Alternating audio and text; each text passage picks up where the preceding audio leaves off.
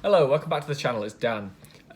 Sorry, first of all, it's been a while, but I'm a student, I'm in the third year of uni, and it's been January and December, so I've had a lot of stuff to juggle, but we're back, and we're going to talk today about the Oscars. I'm not going to do my predictions or anything like that, because honestly, at this point, I have no idea what's going to happen. I never do. I can never predict the Oscars, right? But I'm going to give you my picks for the big five. So, Best Director, Best Original Screenplay, Best Actor, Best Actress, and Best Picture. So they're going to be what we're talking about today. These are my personal preferences. These aren't predictions. And I should say I haven't seen everything. There's still a lot of highly recommended movies that I've not managed to see yet, such as Portrait of a Lady on Fire. I've not managed to see The Farewell yet. The Peanut Butter Falcon. There's definitely more. They're just a few off the top of my head, but I haven't seen every movie. But the ones I've seen, these are my picks. So let's get into it. So we're going to start off today with Best Original Screenplay. And I've written the name down here because I'm not 100% sure how to pronounce it, but it was Bong Joon-ho and Han Jin-won, I believe, for Parasite. The reason I've gone with this is because I originally had Marriage Story because I thought the dialogue was really good and the characterization was great, and so much of that film lived in the script, and that kind of helped bolster the performances and stuff. But the more I think about Parasite, the more I think that the screenplay is my favorite element of it. I think it's got relevant social commentary in terms of class, and I know that having relevant social commentary can be like a bit of an excuse to just give someone an award, but it's done in a way that isn't pretentious, that isn't preachy. It's done in a very good, it's just well executed, I think. So relevant social themes. It's got a surprising yet earned plot. I've watched the film twice, and I won't ruin it in case you haven't seen it, but the plot does kind of reveal itself to have more going on than you first imagined, which it could feel unearned, but I watched it a second time and I noticed there's a lot of foreshadowing and everything's just set up very subtly and very well.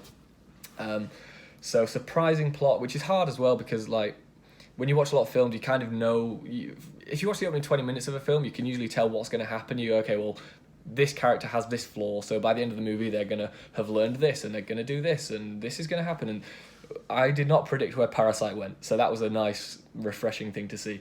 And on top of that, it blends a load of different genres. It's got comedy, it's got drama, it's got thriller, it's got... You could argue it's got an action scene in it. I don't know, it blends the genres very well. It's tragic, it's bold, it's funny, and it's original. And the more I think about the story of Parasite, specifically, the more I just think it deserves Best Original Screenplay. Next, so we'll talk about Best Actor and Best Actress together. And for me, both of these categories are... they're going to win for the same film. For me, for my picks, it's going to be Adam Driver and it's going to be Scarlett Johansson for Marriage Story. I was blown away by both of those actors' performances. I was close to considering Joaquin Phoenix because he did disappear in that role, and I think honestly, if Daniel Day-Lewis is retired, in my opinion, Joaquin Phoenix might be the best actor working today if we're not including Daniel Day-Lewis. But I think so much of what Adam Driver and Scarlett Johansson were able to accomplish it just felt so real and so raw, and that film was fucking heartbreaking. And when that film finished, everyone, including me, sat in the cinema for a good couple of minutes afterwards just watching the credits roll, kind of silently wiping away tears, hoping no one would notice. And that film would not have worked if you didn't fully buy into those performances. And again, the script does help the actors kind of harness those emotions, but if it weren't for those two performances being so real and so layered and so complex, and the chemistry that they had together, I completely bought that they were a couple who were in love. And then the range of emotions they have to go through. They're happy at times, there's funny lines they have to deliver, and their timing's great. There's all these long shots where Scarlett Johansson in particular will have to give a great big monologue in one shot. They have to reach anger, upset, such a range of emotions, and I just believed every second of it. And so yeah, they're my picks. Marriage Story takes both Best Actor and Best Actor for me, for Adam Driver and Scarlett Johansson. Next up is Best Director. Now, this was one that I struggled with quite a lot. For a long time, I was going to go with Sam Mendes for 1917, but the more behind-the-scenes stuff that I watch about 1917, the more... I mean, obviously the cinematography is the standout, but the more I watch about it, the more I realise how well edited it is, because obviously it's multiple shots stitched together in very clever and subtle, seamless ways, which, by the way, I think is actually even more impressive than doing the whole thing in one shot. I could do a whole video on that, I think, but yeah, I think so much of that is the score and the cinematography and the editing, and clearly it's a very, very good directed film. It's probably, in my opinion, probably the second or third best directed film of the year. But for me, I'm going to give this to Quentin Tarantino for Once Upon a Time in Hollywood, and the reason is because when I look at this film, I just think how hard it must have been. The attention to detail to turn, you know, Hollywood Boulevard and more into a 1969 version of what it is. The attention to detail there is insane. And, you know, it wasn't using visual effects, it was using real props and real set designs and stuff, and the costumes, and not only were they fitting, the set designs and the costumes, but they really popped and they added to the movie. They kind of added a flavour and a panache to the film, I thought. And I think he made some bold decisions with Sharon Tate and how he handled that, and with the direction that the plot took. And, you know, to have... And some people see this as a criticism, and I do understand why, but for me, I love a hangout movie, and there's not much plot to this film for the first 2 hours, which some might see as a mark against the film, which, again, like I say, I get it, but I think that's a bold move. Tarantino in the past has, particularly I thought with The Hateful Eight, I think he overindulged himself a lot, and I think he overindulged in this film as well. I'm not saying it's a perfectly directed film, but when I look at all the films, I think which is the hardest to accomplish and which could have only been done by one director, I think Once Upon a Time in Hollywood could only have been directed by Tarantino. And I think his craft that's on show, the directing, I think it's masterful. I think you look at the casting, can you imagine anyone else but Leonardo DiCaprio or Brad Pitt or Margot Robbie in those roles? Because I can't.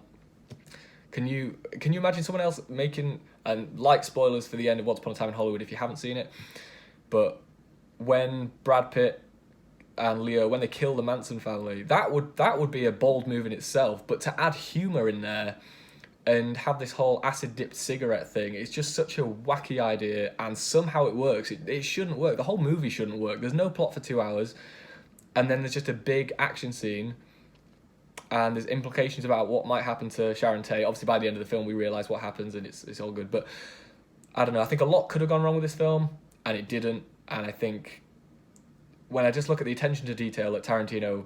And I know you've got to give major props to the set designers and everything like that, but that's all from Tarantino's mind. He's communicated that to them from his memories and from what he's researched and stuff, and I just think it's a phenomenal job. It's a big movie as well. 2 hours, 45 minutes was the original runtime. I believe there's now an extended version of it. He shot a lot of footage for this. He also, don't forget, had to shoot scenes from Rick Dalton's TV series, which were done in a completely different style. And yeah, I just think there's so much here that could have gone wrong, and I don't think it should work at all on paper, but it does, and that's why I'm giving Best Director to Quentin Tarantino. And last but not least, we're gonna give I'm so sorry, this is why you edit, but I can't because my laptop's broken. But Best Picture, I'm gonna give it to The Irishman, and I thought a lot about this category. There are multiple films I think could win it. I think The Lighthouse could have won it. Well, it can't because it wasn't nominated, which is crazy. But I think from what I've seen, that would be up there. 1917 would be up there. Marriage Story, I think. I haven't seen Portrait of a Lady on Fire, but from what I've heard, that's a very, very good film. But for what I've seen, I'm going to give it to The Irishman because I think it's great in every department. It has we talk about Marriage Story having 2 of the best performances all year. The Irishman has 3 of the best performances all year. It's also got some of the best editing of the year. It's also got some of the best directing of the year. It's got a very good script. It's got good cinematography. It's got a haunting score. It's got poignant themes. It's got this big epic scope to it. Again, it's a period piece for large portions of it, and different eras in said period piece. Like, it's not just flashback to this time, it's multiple different times. So again, the set design, the costumes, everything like that. Sorry guys, bear with me 1 second. The visual effects, yeah, I keep forgetting about the visual effects. That's how good they are. I keep forgetting about them. I know that there's that one bit where Robert De Niro is like stamping on someone's hand that we all can tell that it doesn't look very good, basically. But in a 3.5 hour movie, there's only a 10-second clip that people can find to fault with it, and I think that says a lot. And again, it's not just young Robert De Niro and young Al Pacino and young Joe Pesci. It's young them, and then young but slightly older them, and then slightly older. Like, there's so many different layers to it, so many different time periods, and it's done so well. The direction, obviously, by Martin Scorsese is some of the best of the year. The guy can't make a bad film. People might talk about, is it called Boxcar Bertha? I'm not going to lie, I've never seen that film. But Scorsese is consistent as hell. And I think if you look at everything that goes into making a film, if you look at performances, if you look at the script, you look at direction, score, themes, visuals, editing, all that stuff, I just, emotion, it's got humour in it, it's got everything. I think it's just a complete package. It's got this big epic scope to it, as I say. And for me, I think The Irishman is the best film that I've seen that came out in 2019. So they're my picks for the big 5 awards. Let me know yours in the comments, because honestly, this year, more than the last couple of years, I think it really is wide open, particularly Best Picture. Like, I could not call Best Picture all. There's a couple of lock-ins. I think Joaquin Phoenix is pretty much a lock to win Best Actor. I think Parasite's going to win. I know it's not one of the big 5, but Parasite will win Best International Feature. And there's a couple more as well, Best Cinematography is almost certainly going to go to 1917. But in terms of Best Picture and Best Actor and stuff, some of these categories are stacked. Best Supporting Actor is stacked. So if you want to go ahead and do more than the big 5, please let me know what you think. I would love to see your opinions. And I'll join you in the comments and have some friendly discourse about that. But they're my big 5. So just to go over them one more time. Best Screenplay, Bong Joon-ho and Han Jin-won for Parasite. Best Actor, Adam Driver for Marriage Story. Best Actress, Scarlett Johansson for Marriage Story. Best Director, Quentin Tarantino for Once Upon a Time in Hollywood. And Best Picture, The Irishman. They're my picks, guys. Thanks for watching this. I'll be back with another video very soon. I should be reviewing The Gentleman pretty soon.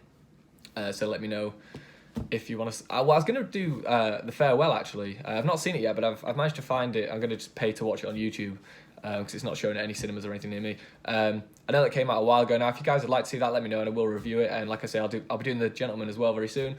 Thanks for watching this, guys. If you've liked this and you're new here, because we have got quite a lot of new people here, thank you for subbing to the channel. And if you're new here and you haven't subbed yet and you like this, check out some of the other stuff. You might enjoy it. But that's all for now, guys. I'll see you in the next video. Cheers for watching.